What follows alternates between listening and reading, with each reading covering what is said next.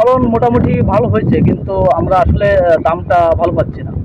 যে তুলনায় খরচ আমাদের এই ১ বিঘা জমিতেও খরচ হচ্ছে, তা ১ বিঘা ধান উৎপাদন করতে।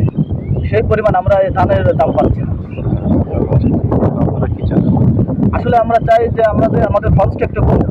খরচ কমে আমাদের যে দাম আছে তার থেকে আমাদের এই যে খরচটা, সেই খরচটা কমলে যে দাম আছে এই দাম থাকলে আমাদের যেটা উৎপাদন খরচ যায় তার চেয়ে ব্যয়বহুলই যাচ্ছে আপনার ওই উৎপাদন করতে যাই।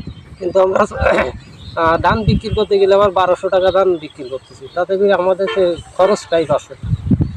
মানে যারা ৪-৫ বিঘি জমি ধান লাগাচ্ছে তারাই বিপদে এখন আছে। ফলন মোটামুটি ভালো হয়েছে, কিন্তু আমরা আসলে দামটা ভালো পাচ্ছি না। যে তুলনায় খরচ আমাদের এই ১ বিঘা জমিতেও খরচ হচ্ছে, তা ১ বিঘা ধান উৎপাদন করতে।